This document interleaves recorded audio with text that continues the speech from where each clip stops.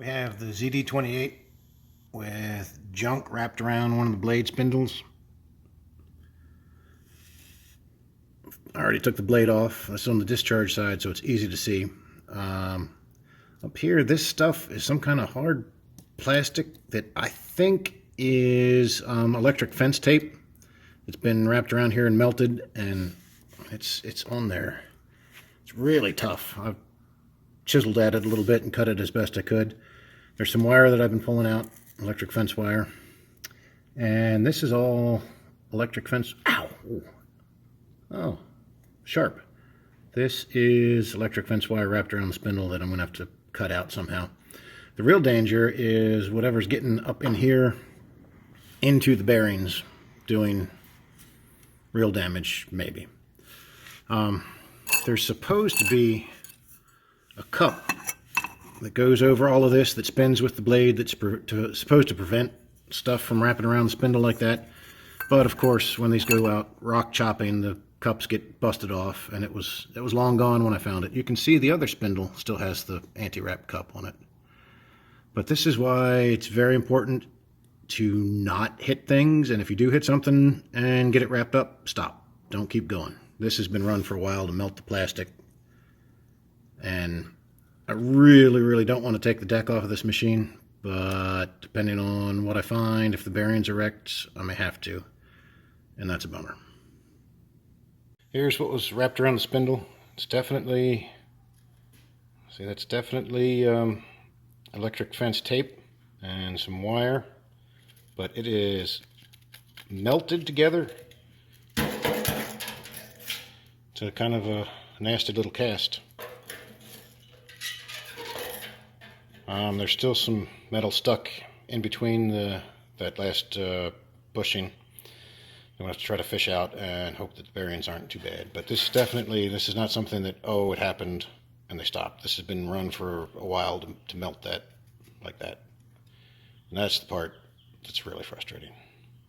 We got the mower jacked up to get better access to get the last of the wire out of the bearings on the spindle. I will do another video showing exactly how to jack it up. I don't have my tripod, and I kind of did it already. There used to be a really neat jack built into it that you see how the front axle has become what's holding it up. There was a screw that would pull it over, and you could jack it up without any extra tools, but of course that got wrecked. It got left partway engaged and driven around, and so that's not an option. What I did, see the high lift jack, lifting the frame right there. There are two pins that I'll show later that get stored in here. You pull them out, the axle starts to pivot like this. You put one back in this hole, and that locks it from pivoting. The other one down here locks the wheel. And then high lift jack falls out of the way like they do. And ta-da! There's access underneath.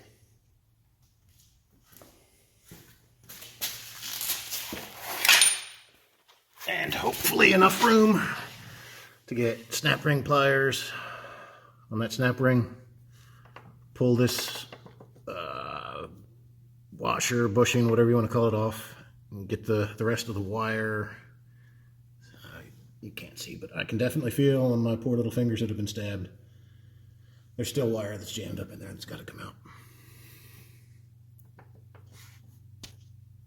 Here's the rest of the wire wrapped around that bushing, whatever you want to call it, washer, I don't know, plate.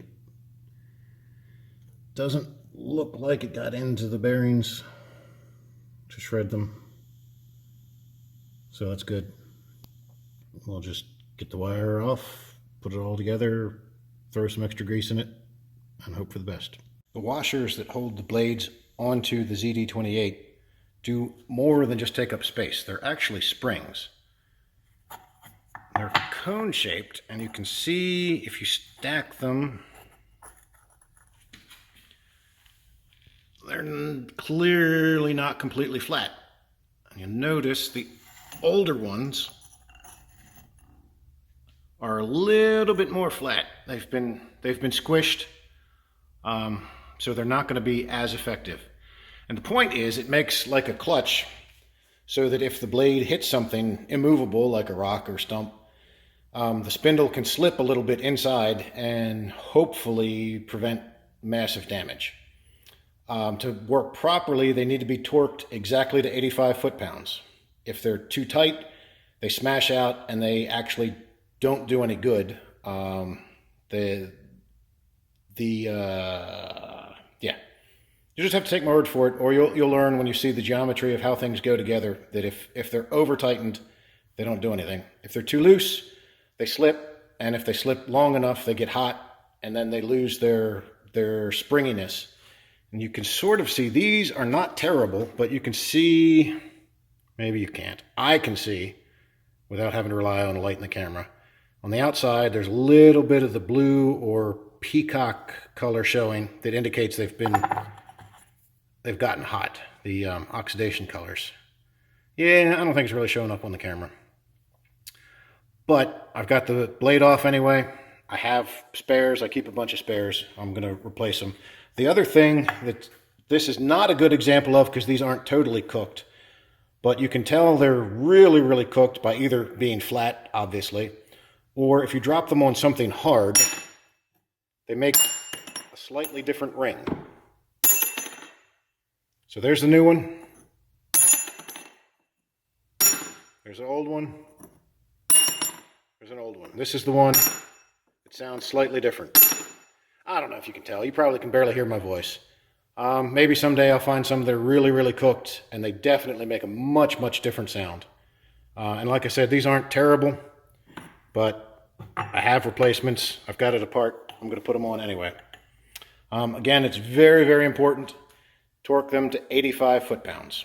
No more, no less. And I should point out, when these are installed on the machine, they both point the same way, so they fit together like that, and then get squished almost flat. So I had them like that for demonstration purposes, but when they're installed, the cones point the same direction. Here we have everything back assembled in the right order. The bolt, the little splined hub that goes through the two spring washers, with the cones both pointed down, blade, and the cup that's supposed to prevent stuff from getting wrapped up that got us in this situation to begin with. Again, the bolt gets torqued to 85 foot-pounds. It's kind of a pain in the butt. There's no way I'm going to be able to show you doing that. I don't have my tripod with me, and there's not room to get my hands, a torque wrench, and the camera under here. But that's the order. The spring washers have to go on the bottom side of the blade underneath the splined hub. The blade is really boogered up, as they usually are from chopping rocks. I don't usually even bother sharpening them because we wear blades out. See how this has gotten worn really, really thin? And most likely one of the other blades are bent anyway, so we just replace blades hopefully just once a year, sometimes twice a year. Here's a nice little tidbit. Because the fuel tank was full, when I jacked the front way up, it's dripping out of the breather. Putting a fresh oil spot on the floor where I almost had the old oil spot cleaned up. Awesome. To let the mower down, first thing I have to do is actually jack it up just a little bit. That's why high lift jacks are dangerous. We jack it up just a little bit, because we've got to take tension off of this pin. So pull that out. Front end's loose. Now it can fall all the way down to the ground if it wants.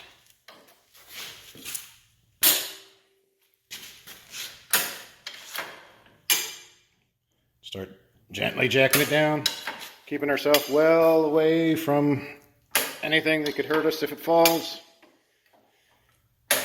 Making sure we're not getting caught between the jack handle and the jack.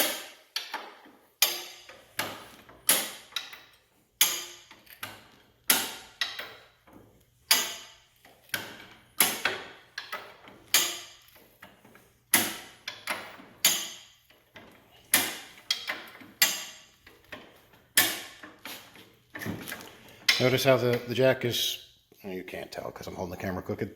The jack is quite crooked. So that's what to do. It might fall.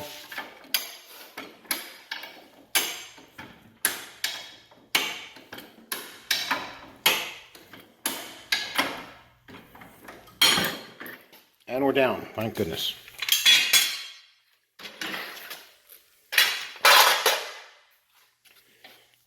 Pull the other pin out.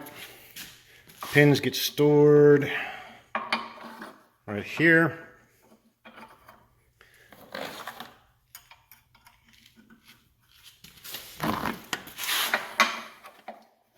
No, that's not going to work. All right, fine.